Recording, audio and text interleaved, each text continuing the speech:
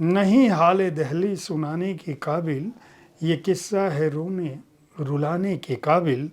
उजाड़े लुटेरों ने वो कसर उसके, जो थे देखने और दिखाने के काबिल।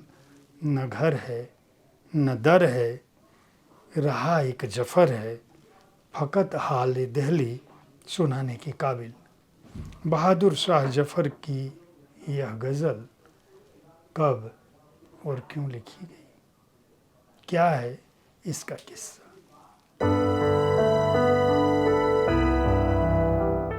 नमस्कार, आप देख रहे हैं साहित्य तक के बुक कैफ़े का एक दिन और एक किताब कार्यक्रम। मैं हूं जयप्रकाश पांडे और आज मैं प्रवीण कुमार झा की जिस पुस्तक के साथ उपस्थित हूं उसका नाम है 1857 हमने सुनी कहानी थी। सन 57 की क्रांति पर ढेरों पुस्तकें लिखी गई हैं, सैकड़ों। इसके इतिहास पर भी बहुत सारी बातें होती हैं। अंग्रेज़ी, हिंदी, उर्दू और समस्त भारतीय भाषाओं में और दुनिया भर की भाषाओं में बहुत सारे लोगों ने लिखा है। यहाँ तक कि कार्ल मार्क्स और वीर सावरकर, इन्होंने भी सन 57 पर पुस्तकें लिखी थी।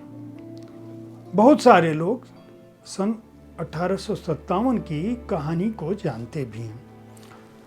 मंगल पांडे का कोर्ट मार्शल शब्दशः क्या हुआ था, क्या तात्या टोपे को पकड़ने में ब्रिटिश सफल रहे थे, सिंधिया का ब्रिटिशों से मिलना किस तरह से देखा जाना चाहिए या किस तरह से देखा जा सकता है, आखिरी मुगल बादशाह की क्या भूमिका थी, वयोवृद्ध कुंवर सिंह ने किन हालातों में कमान संभाली थी, नाना साहब के साथ अंततः क्या हुआ था, रानी लक्ष्मीबाई के बारे में अंग्रेज़ों ने क्या लिखा, क्या यह स्वतंत्रता संग्राम किसी अर्थ में सफल हुआ या अंग्रेज़ों द्वारा इसे सिपाही विद्रोह कहना उचित था।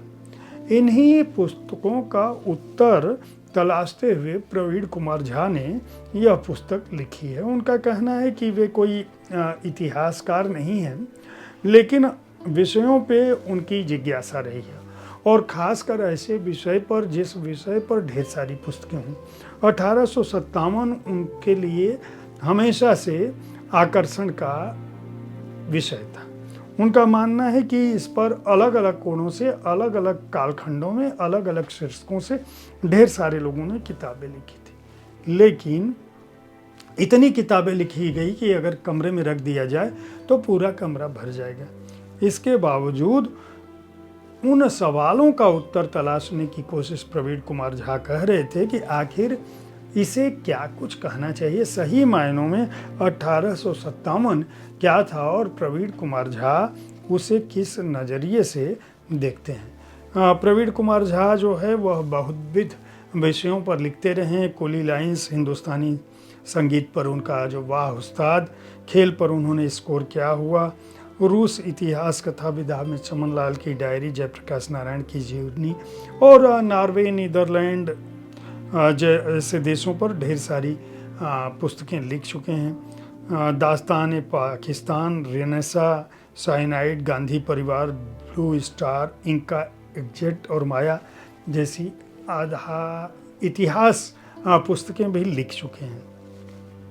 दुनिया भर में घूमते रहते हैं और अपने देश पर, उसके इतिहास पर उनका कहना था कि मेरी नज़र थी और मैं इसे ब्रिटिश बनाम भारतीय दृष्टिकोण, दक्षिणपंथी बनाम वामपंथी दृष्टिकोण, हिंदू बनाम मुसलमान दृष्टिकोण से नहीं देखना चाहता था। मैं ये चाहता था कि युवा पीढ़ी बिना किसी पूर्वाग्रह के भारत के उस संघर्ष को समझ सके जो हमारे इतिहास का बुनियादी आधार है, विशेषकर स्वाधीनता संग्राम के इतिहास का। उनका कहना है कि दरअसल हम जब 1857 की बात करते हैं तो हमें ये ध्यान रखना चाहिए कि उस दौरान लगातार जो कुछ भारत में हो रहा था उसका असर पूरी दुनिया पर था। उनका कहना है कि आज भी जैसे भारत पाकिस्तान का युद्ध हुआ, ये मैं कह रहा हूँ, तो पूरी दुनिया पर उसका असर हुआ। उसी तरह से उस समय में रोम, रूस और फ्रांस, इन सब का लेना देना था, क्योंकि भारत पर दुनिया भर की जो शक्तियां हैं उनकी नज़रें थी, और भारत की ज़मीन पर क्या कुछ घट रहा था उससे सीधे सीधे पूरी दुनिया का वास्ता था। यही वजह थी कि कार्ल मार्क्स जो है, जिन्होंने कभी भी भारत यात्रा नहीं की थी, वे न्यूयॉर्क टाइम्स में 1857 के संग्राम पर लगातार लेख लिख रहे थे। इनका कहना है कि दरअसल हमें यह समझना चाहिए कि लोग कहते हैं कि 1857 से आखिर हासिल क्या हुआ। प्रवीण कुमार झा का कहना है कि सबसे बड़ा हासिल तो यह था कि ईस्ट इंडिया कंपनी, जो कि पूंजीवादी व्यावसायिक कंपनी थी, वह कंपनी समाप्त हो गई। उनका कहना था कि जब हम ईस्ट इंडिया कंपनी की बात करते हैं और उसके शासन की बात करते हैं, तो इस पुस्तक की भूमिका में उन्होंने लिखा है कि यह आपके समक्ष स्पष्ट होना चाहिए कि ये वैसी ही बात है कि ईस्ट इंडिया कंपनी, अमेज़न और वॉलमार्ट जैसी कंपनियों से उसकी तुलना भले ही ना हो, क्योंकि वो बहुराष्ट्रीय कंपनियां हैं और बहुत सारी पैसा है, लेकिन ईस्ट इंडिया कंपनी जो है दो राजशाहियों के मध्य संबंध, स्थानीय प्रशासन से साठगांठ और सैन्य सहयोग के चलते उसने वह स्थिति अपनी पैदा कर ली थी जिसे आज के समय में हम डिप्लोमेटिक रिलेशन या क्रोनी कैपिटलिज्म या आर्म्स डील कहते हैं। उनका कहना है कि आप ऐसे तय करिए कि अगर कल को ऐसा हो कि अमेज़न और माइक्रोसॉफ्ट जैसी कंपनियां भारत से कमाकर या भारत जैसे देशों से कमाकर अमेरिकी राष्ट्र से ज़्यादा ताकतवर हो जाएं, तो क्या होगा। अगर उनकी निजी सेना में इतने फौजी हो जाएं जितने किसी देश के पास होते हैं, अगर उनके शेयर की कीमत अमेरिकी डॉलर से अधिक हो जाए, अगर न्यूयॉर्क से लेकर भारत तक की सड़कें उनकी जेब से ही बनने लगें और वे अमेरिकी संविधान और वित्तीय कानूनों की अनसुनी कर अपनी मनमानी करने लगें और स्वयं को आधे अमेरिका का शासक और भारत का शासक समझने लगें, तो क्या होगा। अगर राष्ट्रपति भी वही चुने, दलों को चंदा भी वही दें, नेता भी उनके हों और पॉलिसी भी वही बनाएं, तो क्या होगा। अगर वाम रुझानों के अखबारों से लेकर दक्षिण पंथी पत्र पत्रिकाएं पांचजन्य भी अमेज़न इंडिया को ईस्ट इंडिया कंपनी 2.0 कहने लगे, तो क्या होगा।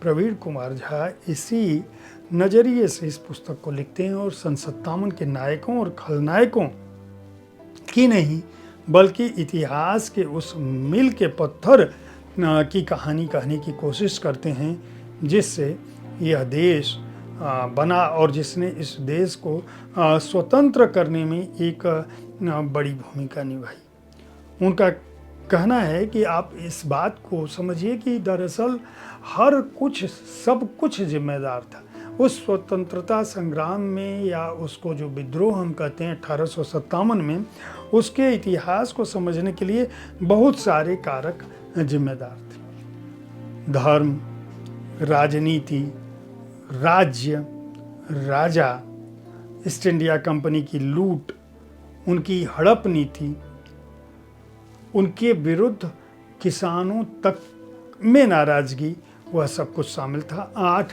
अध्यायों में यह पुस्तक बटी है। भूमिका के बाद ईस्ट इंडिया कंपनी के लुटेरे, दूसरे अध्याय में जब शुरू हुई हड़प नीति, तीसरे अध्याय में चिंगारी जो आग में बदलने लगी, चौथे अध्याय में मंगल पांडे से मेरठ और दिल्ली तक, 5वें अध्याय में उन्होंने कानपुर से अवध तक, 6ठे अध्याय में झांसी से आरा तक और 7वें अध्याय में आखिरी लड़ाई और सन 57 का धुआं रखा है। उन्होंने इसमें बाकायदा तथ्यों के साथ अपनी बात रखी है। बहुत सारी पुस्तकें खंगाली हैं, इतिहास के पन्नों को खंगाला है। और जैसे वो कहते हैं कि 1855 में एक पटना में ईसाई मशीनरी पैम्पलेट बांट रही थी जिसमें लिखा गया था कि अब समय आ गया है कि दुनिया के सभी मानव एक धर्म अपना लें। रेलवे, स्टीमर, टेलीग्राफ दुनिया को इस कदर जोड़ रही है कि अब पूरी दुनिया की दुख की चिंताएं और ज़रूरतें एक हो गई हैं, तो फिर धर्म अलग क्यों। तो इस तरह से इस पुस्तक में वो भारतीय इतिहास को देखने की कोशिश करते हैं। बोंजूरी प्रोजेक्ट के तहत यह पुस्तक प्रकाशित हुई है। 399 रुपये इसका मूल्य है। प्रवीण कुमार झा को इस बात के लिए बधाई दी जानी चाहिए कि उन्होंने 1857 हमने सुनी कहानी थी के माध्यम से एक नए तरह से इतिहास को युवा पीढ़ी के सामने रखने की कोशिश की है, जिसमें तथ्य भी हैं और बदकही के अंदाज में कही गई बात भी है। इतिहास तो है ही। उम्मीद है साहित्य तक का यह एपिसोड आपको पसंद आया होगा। इस कार्यक्रम में आप किस तरह की पुस्तकों की चर्चा चाहते हैं उसके बारे में अपनी राय से हमें अवश्य अवगत कराते रहें। हमारी कोशिश है कि विविध विधाओं की पुस्तकों के साथ आपके पास मैं हर दिन पहुंचूं, ताकि आप उन पुस्तकों का चुनाव कर सकें जिन्हें आप पढ़ना चाहते हैं। कल ठीक इसी समय ऐसी ही किसी एक कृति के साथ फिर मिलूंगा। धन्यवाद।